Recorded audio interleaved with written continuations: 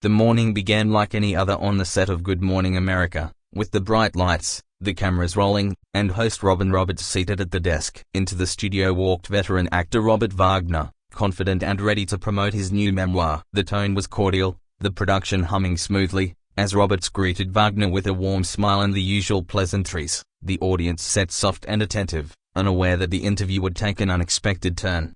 As Roberts began to ask about Wagner's life and career, she framed her question around his motivations for writing the memoir. What prompted him now? What personal revelations awaited readers? Wagner, in his distinguished suit and composed demeanor, answered with reflection, referencing decades of Hollywood experiences, the public gaze, and the private moments that inspired his writing. The exchange seemed routine, professional, the kind of interview viewers assumed. Then, Roberts shifted the focus. She asked about a specific incident referenced in the memoir, a contentious relationship, a difficult chapter in Wagner's past. The tone of her voice remained polite yet direct. Wagner's expression flickered. What had begun calmly now bore a subtle tension. The audience may not have noticed yet, but off-mic persons might have sensed a change. The line between personal history and probing question had drawn closer. Wagner paused before answering. His calm facade momentarily wavered. He took a deep breath and proceeded to respond, acknowledging the incident but framing it in the context of growth and reflection. Roberts listened attentively, nodded,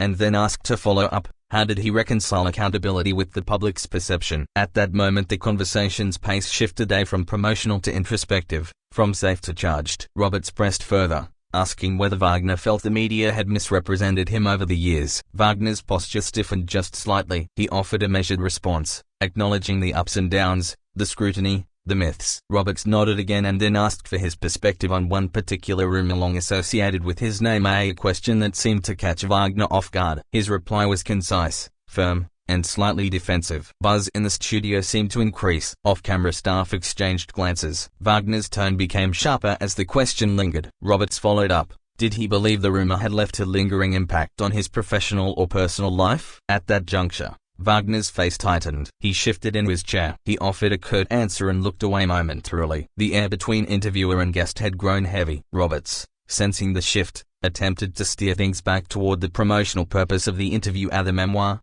the reflection, the upcoming book tour. She asked about lessons learned and messages he hoped to leave readers. Wagner responded, but his words now carried an edge. He referenced the burden of legacy, the public relationship to celebrity, and then Roberts asked another question about regret, a loaded word in the context. Wagner's response to regret was unexpected. He leaned forward, lowered his voice slightly, and stated that regret it was a luxury he couldn't afford. The audience held its breath in that moment. Roberts asked for clarification. Did he mean he had no regrets, or that looking backward was less productive than moving forward? Wagner answered, he believed in learning and evolving, but not in dwelling on what cannot be changed. Roberts nodded, acknowledging his viewpoint. She pressed on. How did that mindset affect personal relationships, decisions made in Hollywood, friendships that faded or transformed? Wagner's eyes shifted away briefly, then back to Roberts. He spoke of trust, of time, of the difficulty in separating identity and public role. At that moment the tension rose. The conversation was no longer simply promotional but deeply personal, and the studio seemed to sense it. A minute of silence followed his answer. Roberts then asked, if he could speak directly to his younger self, what would he say? Wagner paused again, then responded that he would tell him to stay curious, stay humble, stay aware of the cost of fame. Roberts asked about that cost. Wagner replied, the cost is losing parts of yourself when you perform for others. Roberts gently probed, had he recovered those parts? Wagner's expression hardened. Roberts said, you've spoken about privacy being a casualty of stardom. Wagner nodded, and said yes. Over years he watched versions of himself being constructed in media narratives. Roberts followed, when did he feel he lost control of his story? Wagner shifted in his seat, his voice tight. Long before I knew it, and I decided I wouldn't hand it over any further. At that moment Roberts asked another pointed question about the memoir, what truth he wanted to reclaim. Wagner answered, truth is messy, truth is partial, but he wanted to reclaim authenticity. Roberts then asked, authenticity to whom? The public, his family, himself. Wagner's eyes fixed on Roberts. To all of them, but primarily to myself. The camera captured the exchange close up. The audience could sense the discomfort. Roberts probed, what did authenticity cost him? Wagner's voice dropped, perhaps more than I expected. Roberts pressed, was there a relationship or career move he regretted because it compromised that authenticity? Wagner looked away then back, took a breath. Yes. Then he paused. The atmosphere thickened. Roberts asked if he was okay to continue. He nodded. Roberts resumed. Can he share an example? Wagner declined. He said, that's for the book. Roberts acknowledged, but the earlier question lingered in the studio air. At this point Wagner's body language changed. He moved slightly, looked toward the stage lights briefly, then back to Roberts. Roberts attempted to pivot. People will learn about it in your writing, but we'd like to know what message you hope they take from your story. Wagner responded, that the person you see is not always the person you've been, but the one you're becoming. Roberts asked, will redemption be part of the narrative? Wagner's reply, yes. But redemption doesn't erase history. Roberts asked about the memoir's reception and whether he feared backlash for being open. Wagner smiled faintly. Fear is part of honesty. Roberts then asked whether opening up had freed him. Wagner's voice softened, to an extent. But then he paused again, eyes narrowing slightly. Roberts sensed the moment and asked, are you comfortable here? Wagner gave a small, stiff nod, but his next words were clipped. I believe I've answered enough. The studio felt the shift. Roberts, taken aback, but professional, said, we're grateful for your candor. Wagner responded, thank you. Then he looked at his watch, then at Roberts. The cameras lingered. Roberts tried to wrap up. Is there anything you want viewers to know before you go? Wagner stared at her for a moment, said, just read the book. He stood up abruptly. The host looked startled. The live audience and viewers registered the sudden movement. Wagner walked toward the edge of the set. Roberts remained seated, maintaining composure. The lighting crew held. The moment stretched. Wagner said nothing further, turned, and exited the stage briskly. The studio fell quiet. The host bade goodbye. The broadcast cut to a commercial break. Backstage staff scrambled. The interview that began like any other had ended in a dramatic departure. In the minutes after, the production team regrouped. Roberts thanked viewers for tuning in. The tone was professional but the energy remained charged. On social media, viewers expressed shock. What happened? Why did he leave? Was this staged? Meanwhile, Wagner's public relations team released a brief statement citing time constraints and commitments. The memoir's publisher confirmed no deeper incident. The moment remained ambiguous. Media outlets later reported on the episode that Wagner appeared frustrated by the line of questioning, that the tension had been building, that the actor may have felt cornered. Some commentators speculated that the process of self-disclosure on live television had provoked a defensive reaction. Others suggested the interview highlighted the precarious balance between celebrity, narrative, and control. The incident became a talking point. Ultimately, the interview segment and Wagner's exit raised questions about authenticity in public life, about fame's demands, about when a guest chooses to depart rather than continue. Roberts maintained her professionalism. Wagner left the stage. Whether the confrontation was intentional or spontaneous remains unclear. What is clear, viewers witnessed a raw moment of tension behind the polished veneer of morning television, and the story will ripple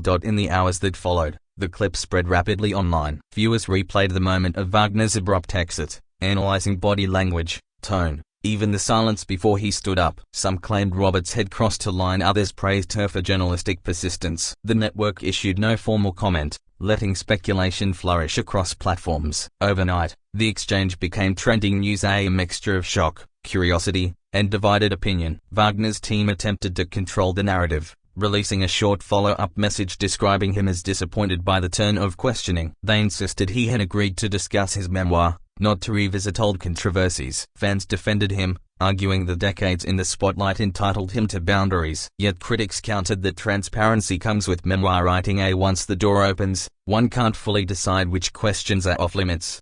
By late afternoon, Roberts herself addressed the situation briefly on social media. Her tone was diplomatic. She thanked Wagner for appearing, expressed appreciation for open dialogue, and reminded viewers that interviews can be unpredictable. She did not assign blame or elaborate on the tension. Her restraint only fueled more discussion, as audiences dissected her phrasing, wondering whether professionalism masked frustration or empathy. News programs replayed the footage with commentary. Analysts from entertainment outlets discussed the fine line between tough journalism and celebrity courtesy. Some suggested Wagner had misread intent, others believed he had every right to draw a line. Clips of his earlier interviews circulated for comparison, showing a calmer, more reflective demeanor elsewhere. This contrast deepened the mystery about why this particular exchange turned so volatile. Inside ABC's studio offices, producers reviewed the segment. Conversations unfolded about tone, phrasing, and editorial framing. Was the question too direct? Should the interview have been pre-screened more closely? They weighed ethics against spontaneity. Live television thrives on authenticity, but unpredictability carries risk. The team agreed Roberts had remained composed, yet they also recognize the ripple effect such moments create. Meanwhile, Wagner cancelled a few media appearances scheduled for later that week. His representative cited exhaustion and a need for rest. Paparazzi, however, caught him leaving a Manhattan hotel, expression unreadable behind sunglasses. When asked if he regretted walking off, he replied curtly, "No comment." That silence became another headline. Fans debated whether the act was defiance, vulnerability, or an orchestrated publicity tactic. Entertainment talk shows devoted entire segments to analyzing the event. Body language experts were invited to interpret subtle cues, the tightening of Wagner's jaw, the brief widening of Robert's eyes, the half-second pause before his departure. Some said the actor's reaction stemmed from accumulated pressure, others suspected a misunderstanding magnified by live broadcast dynamics. Either way, the story refused to fade. Roberts returned to air the next day with professionalism intact. She greeted viewers as usual, her tone steady. The network moved on to lighter topics, but viewers sensed the residual tension beneath the polished delivery. During a brief offhand remark about the unpredictability of live moments, she smiled subtly, an acknowledgement to those who knew what had transpired. The show's rhythm recovered, yet whispers lingered. Behind the scenes, production staff reflected on the psychology of live interviews. They spoke about the delicate dance between empathy and inquiry, about how easily tone can shift from curiosity to confrontation. Some crew members felt sympathy for Wagner,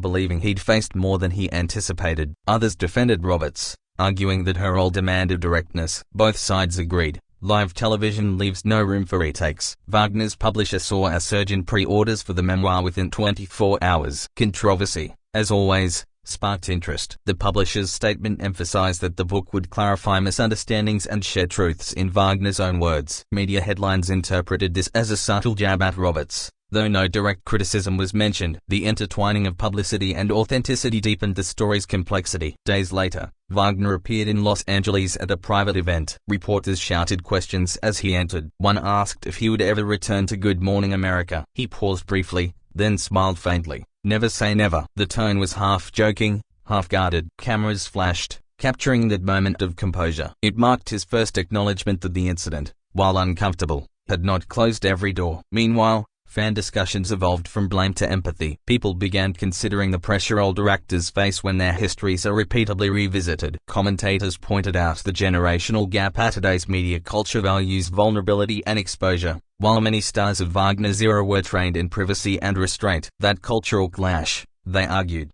was the real story behind the confrontation. In her next interview on a separate platform, Roberts addressed the philosophy of her interviewing style. Without naming Wagner, she mentioned that authentic dialogue sometimes includes discomfort. "It's never about confrontation," she said. "It's about clarity." Her measured tone reminded audiences why she was respected, able to handle turbulence with calm. That quote soon circulated online, reframing her role in the viral event. Producers from other talk shows began referencing the GMA moment in staff meetings, using it as a case study in guest management and question design. They examined timing, body language, pacing, and pre-interview agreements. Many concluded that transparency beforehand reduces tension, yet others argued spontaneity makes for memorable television. Wagner's walk-off became both a cautionary tale and a lesson in live broadcast unpredictability. Weeks passed, and the intensity of public debate softened. The viral clip slowed in circulation. Yet, when Wagner's memoir launched officially, the confrontation returned to headlines. Reviews noted the book's honesty and introspection. Readers sought the chapter that might explain his reaction on GMA,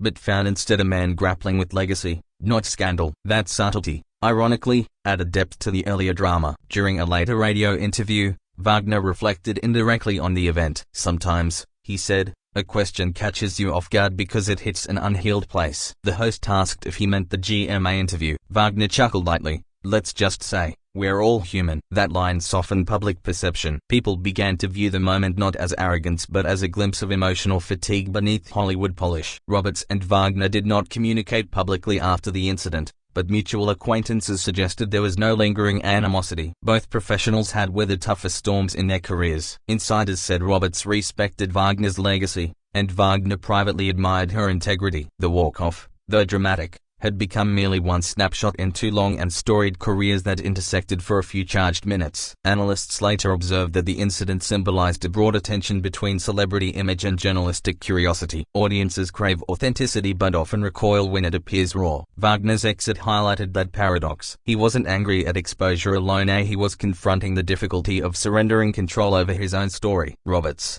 in turn, represented the unyielding pursuit of truth that television requires. As months rolled on, both figures continued their work. Wagner embarked on a quiet promotional tour. Roberts hosted milestone interviews with other guests. When asked years later about memorable moments in her career, she mentioned one interview that reminded me how fragile live communication can be. She smiled knowingly, leaving viewers to infer its reference. It was a gentle nod to the morning that shook viewers worldwide. In retrospect, the confrontation endured less as scandal and more as a study in humanity, pride, vulnerability, and communication under pressure. Two professionals collided in a live exchange that stripped away performance and exposed feeling. The walk-off became part of television lore, a reminder that authenticity, though risky, is what audiences remember. In the end, both emerged human, imperfect, and unforgettable. Months after the viral moment, retrospectives began appearing across entertainment blogs. Writers revisited the Good Morning America walk-off, drawing parallels to other historic live TV clashes. Some labeled it one of the most revealing celebrity interviews of the decade. Others saw it as a lesson in vulnerability management. The fascination persisted,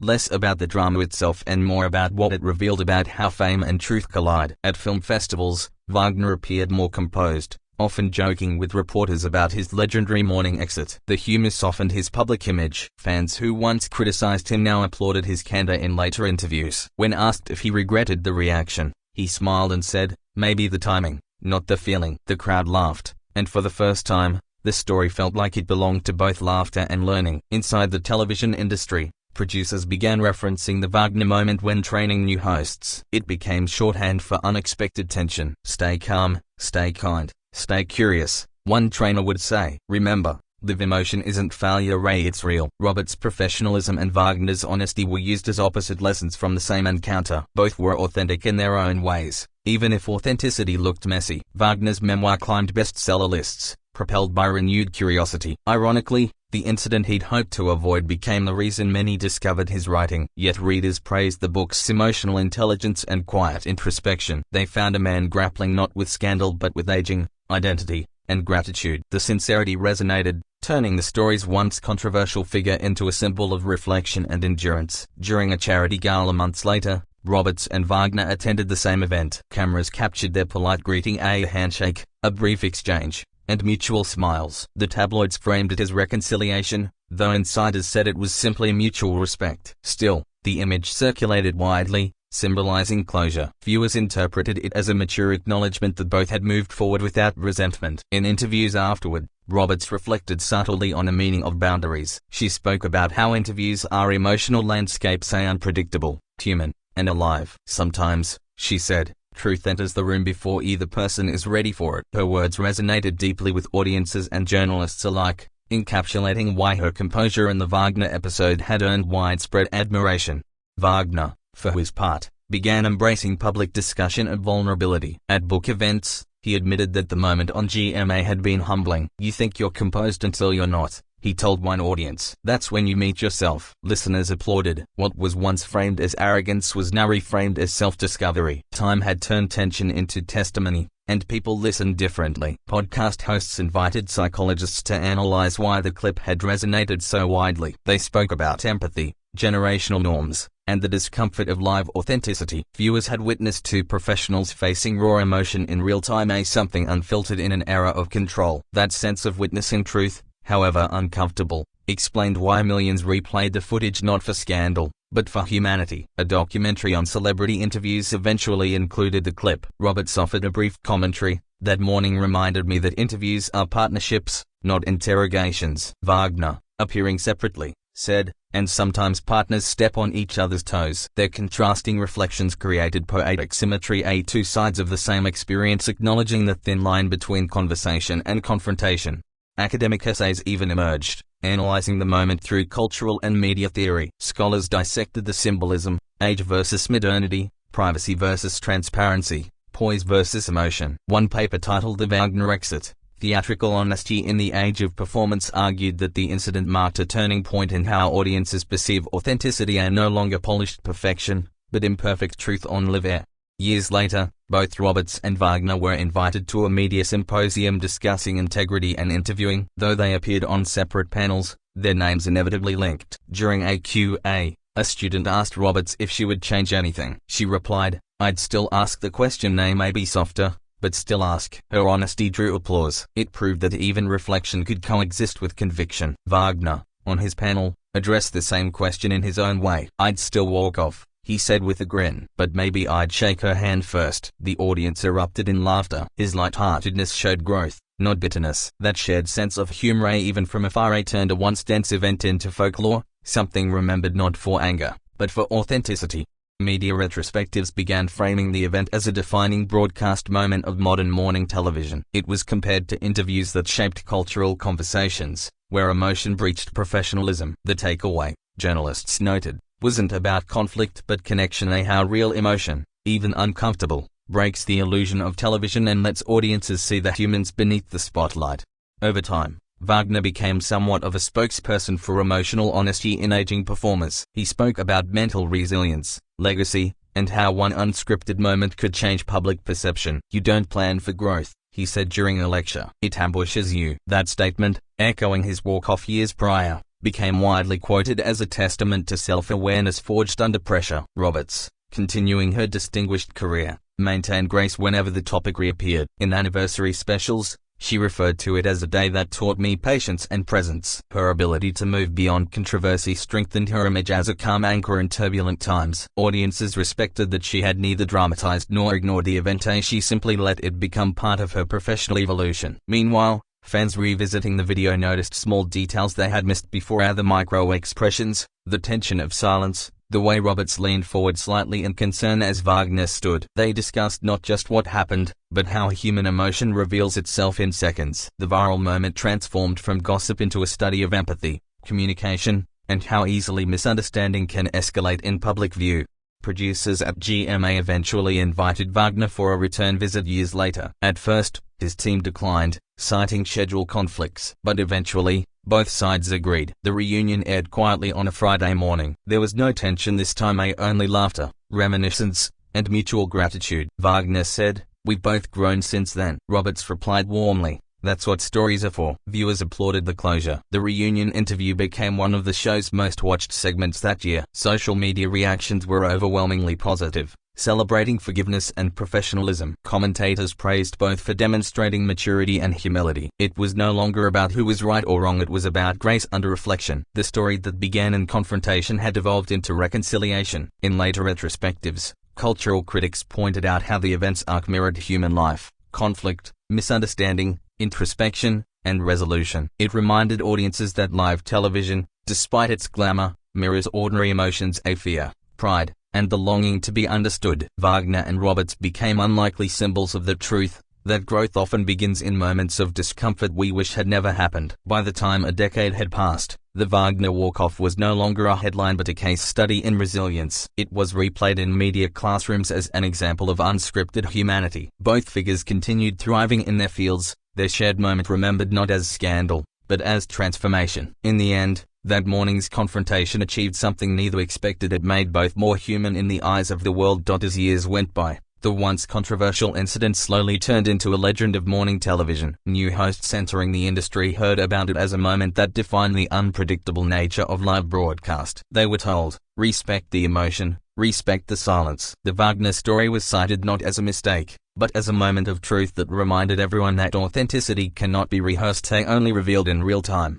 Wagner, now older and more reflective, often shared that perspective during his speaking engagements. "People remember my films," he'd say, "but they talked to me about that morning." He admitted that, at first, it frustrated him, but over time, he saw it differently. It wasn't an ending, he told audiences, it was a mirror. The phrase resonated deeply. Listeners nodded, understanding that sometimes public moments teach private lessons. Robin Roberts continued to build her career with grace and empathy, interviewing figures from politics, art, and science. Yet the Wagner incident was never far from media memory. Occasionally, reporters mentioned it in retrospectives celebrating her poise. Roberts always answered humbly, saying she learned that empathy can exist even in hard questions. Her words turned a tense episode into a timeless teaching moment for broadcasters. As the media landscape evolved, students studying journalism referenced the encounter as a turning point in live ethics. Professors played the clip to demonstrate how tone, eye contact, and silence shaped communication. Wagner's reaction and Robert's restraint became a template for classroom discussion about emotional intelligence. Each viewing reminded aspiring reporters that truth is not just in the question but in the space that follows it. Eventually,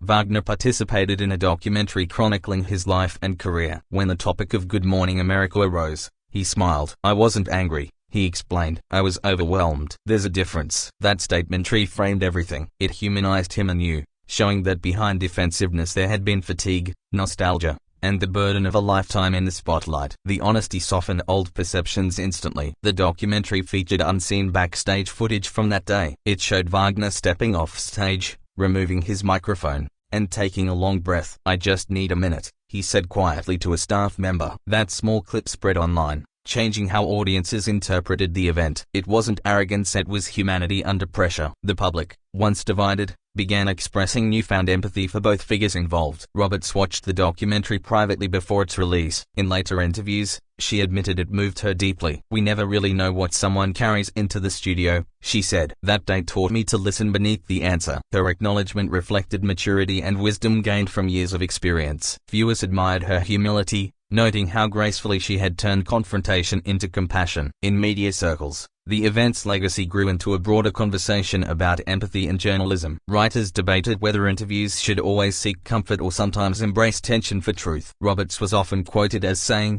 "It's not confrontation when both people care." That perspective became her signature philosophy, a quiet reminder that even heated exchanges can birth understanding if respect remains. Years later, Wagner wrote another book, this time a reflective essay collection titled Moments Between Takes. In one chapter, he described the interview indirectly. "Sometimes," he wrote, "you walk away from a moment only to discover it followed you home." Readers instantly recognized the reference. Rather than defensiveness, the tone was gentle and wise. It sh.